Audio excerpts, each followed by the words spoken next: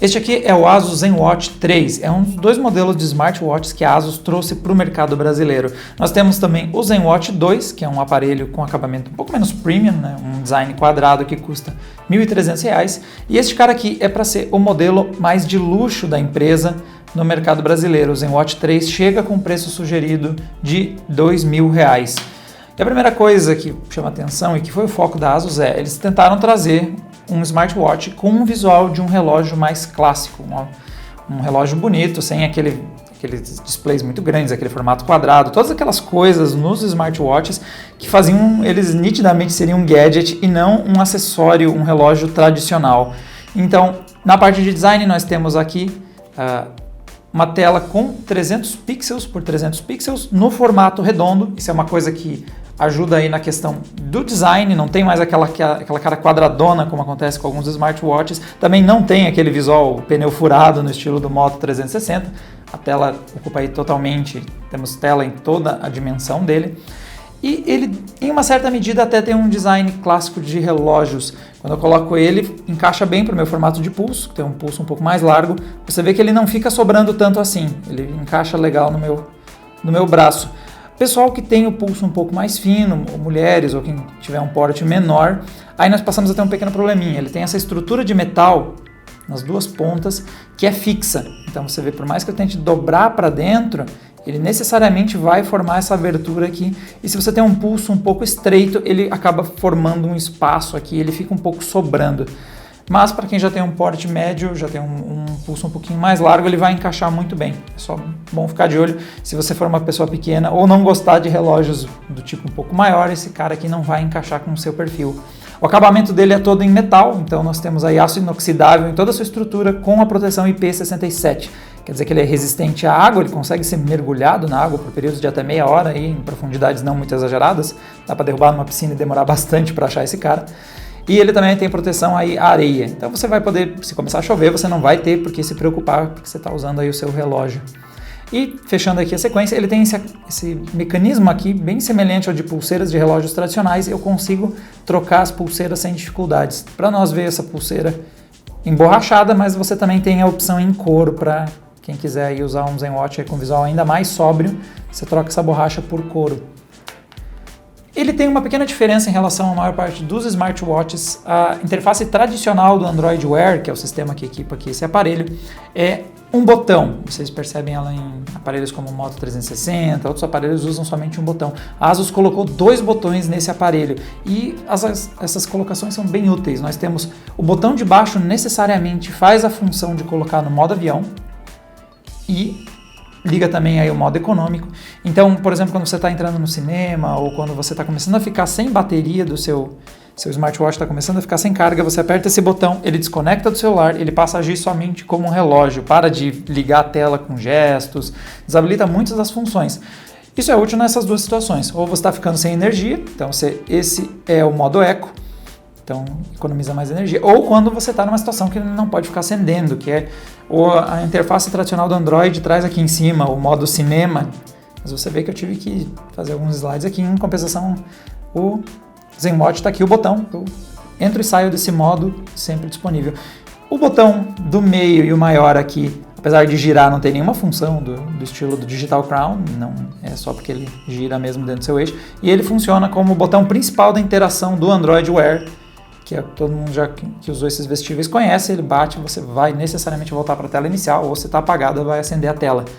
E o terceiro botão, que foi uma boa aquisição, uma boa pedida aí também da Asus, esse terceiro botão abre um aplicativo que você quiser. Por padrão, ele está aqui com o ZenFit, o aplicativo de exercícios da Asus, mas você pode configurar aqui qualquer que seja o seu aparelho, qualquer aplicativo que seja o que você mais usa. Então ele vai estar sempre aqui. Quando você quiser acionar ele está a um botão de você colocar ele em ação. É uma boa pedida você colocar esses aplicativos de exercícios, porque aí, se você for começar um treino, realmente ele está aqui ao seu alcance. Para quem está procurando um vestível mais focado em exercícios, vai ter que pegar aí um Moto 360 Sport, que daí passa a ter sensor de batimentos E também tem o GPS embutido, né, para monitorar seus exercícios, ou também pode procurar modelos como a Smart Band da Samsung, a Gear Fit 2, também tem essas duas coisas, sensor de batimento e GPS. O ZenWatch 3 vai conseguir verificar o seu exercício aí usando o acelerômetro para acompanhar os seus passos, o seu ritmo, mas não vai trazer essas informações mais avançadas do seu exercício. O foco dele acaba não sendo necessariamente só as atividades, apesar de que, é claro, ele é resistente à água, ele pode ser levado aí numa atividade física. Ele não tem também muito um porte, ele, por esse tamanho aqui não é tão focado nas suas atividades externas aí de exercícios. Em questão de performance, nós temos aqui um chip Snapdragon Wear 2100, é uma nova família de chips da Qualcomm focados nesses aparelhos vestíveis. Este aqui é o mais potente dessa linha, da linha Wear, e ele é combinado com 512 MB de RAM e 4 GB de memória interna. Esses valores não impressionam muito para quem está comparando com especificações de smartphones, mas para um vestível está ótimo. Nós temos, em geral, as respostas são bem eficientes, então nós conseguimos navegar pelo menu, conseguimos abrir as opções, os aplicativos abrem com uma boa agilidade.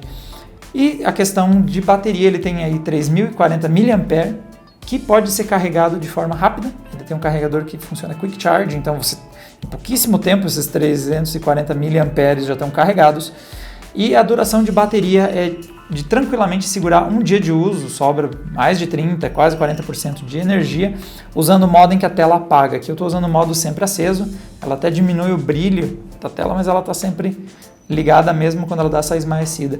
Mas se você usa aquele modo que só liga baseado nos seus gestos, ela vai segurar quase 2 dias. Não chegou a dar os 2 dias que a Asus costuma falar, a gente teve esse smartwatch costumou descarregar na metade do segundo dia, mais para o final da tarde.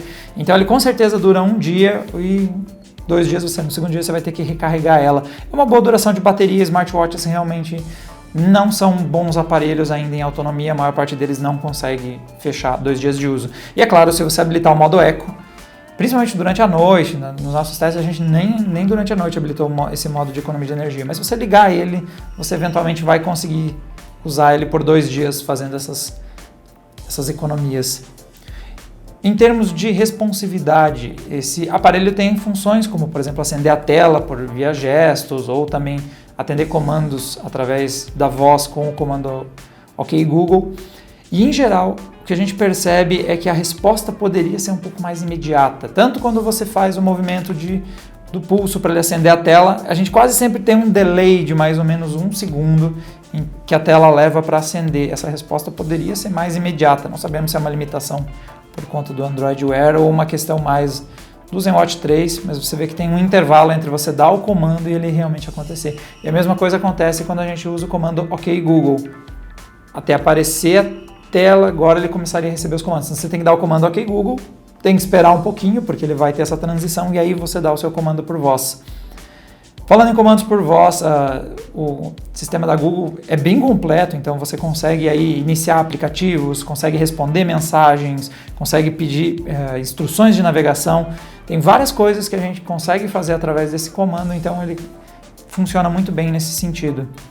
Falando em funcionalidades, nós temos aqui um dispositivo Android Wear que está na versão 1.5. Então, ele tem algumas limitações relacionadas à sua versão de sistema. Então, vemos aqui, vemos em sobre, nós temos aqui a versão. Temos um Android Wear 1.5.0, muitos números, mas o que importa até 1.5. O Android Wear já tem uma versão 2 e tem uma diferença importante. Esse aparelho tem Wi-Fi embutido, então a gente consegue vir aqui nas configurações dele e conectar com uma rede Wi-Fi local daqui. Então você tem aqui ajuste de brilho, aqui tamanho, gestos que você pode ativar ou não. Temos a função Wi-Fi e Bluetooth. Bluetooth ele conecta com o celular para baixo consumo. Nós temos aqui a possibilidade de conectar no Wi-Fi, que nem ele está conectado agora, inclusive. E um exemplo de como o aparelho é dependente é que na versão 1.5 do Android eu posso até conectar em uma outra rede aqui. Então, por exemplo, vamos pegar uma outra rede aqui e eu já começo a me dar de cara com essas coisas aqui, como aqui ele dizendo que eu preciso de um smartphone para adicionar uma rede. Então, depois que eu configurei, como é o caso aqui, eu até tenho já conectado numa rede Wi-Fi, mas primeiro eu precisei do celular. Isso é porque a versão 1.5 do Android não tem um teclado embutido, não tem algumas das funções que já estão presentes. Ele faz muita questão de parear com o meu celular enquanto a gente faz a review aqui. Algumas funções que não estão presentes no Android 1.5, que é muito dependente do celular. Você não vai usar esse smartphone sem estar com o seu celular junto para a maior parte das funções dele. No máximo você vai sair para fazer algum exercício, alguma coisa assim, você até consegue dispensar a presença do seu smartphone, mas lembrando que ele não tem GPS embutido, então ele não vai saber o caminho que você fez quando saiu com ele.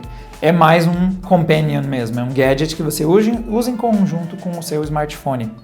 Bom, a chegada aí do ZenWatch 3, enfim, dá mais uma opção de aparelho com Android Wear para o mercado brasileiro. Nós temos essa vantagem, por ele usar o sistema Android Wear, ele não é limitado a aparelho da ASUS, não é uma coisa como funciona com a Apple, você necessariamente liga o Watch com o iPhone, nós podemos ligar esse aqui com qualquer outro aparelho Android compatível, precisa ter uma versão mais recente do Android. E você tem essa que é mais uma opção. Antes nós tínhamos somente a Motorola, que atuava no mercado com o Moto 360, Moto 360 Sport, e nós tínhamos também a LG de uma forma um pouco mais modesta, também tinha aí alguns modelos que você encontrava do Watch Urbane. Então o ZenWatch 3 é mais uma opção nesse mercado. Nesse caso aqui é uma opção muito boa para quem quer um vestível, né, que é um Android Wear com um visual mais requintado, que lembre mais aí um relógio tradicional, um gadget já mais de luxo, não aquele visual todo robusto como a gente vê com o Watch Urbane, outros aparelhos aí que tem a tela quadrada, às vezes alguns aparelhos de tela quadrada acabam tendo um visual que não lembra muito um relógio tradicional. Ele é uma boa opção para quem quer esse visual aí mais sóbrio. Ele só tem essas limitações, ele não é a melhor pedida para quem quer um vestível focado em esportes, por falta aí do sensor de batimentos e a questão de GPS, mas para quem quer um aparelho que seja mais bonito e quer que conecte ele com seu smartphone, nós temos aqui uma opção no mercado brasileiro, mais uma opção. Em relação aí ao modelo de entrada, aí vai da questão do quanto a pessoa quer investir a mais, porque o design dele realmente é bem mais bonito que o do ZenWatch 2, primeiro por usar uma tela redonda, realmente ele fica menos estranho no pulso, mas tem uma diferença de preço considerável, né? Nós vamos dos R$ 1.300 para os R$ 2.000. Comparado com a concorrência, é a faixa de preço que a gente encontra. Então você vai encontrar o Moto 360 Sport na casa dos R$ 2.000 a maior parte das vezes, e você vai encontrar o G-Watch Urbane, que está um pouco mais antigo, já tem um tempo de mercado, então ele já começa a aparecer por uns R$ 1.400, pouca coisa abaixo deste cara aqui. Então, em termos de preço, ele está batendo de frente com os concorrentes, está mais ou menos na mesma média. Galera, para mais análises de vestíveis e smartphones, tudo que a gente cobre aqui na Adrena, não deixa de assinar o canal para mais novidades. E a gente se vê no próximo vídeo. Um abraço!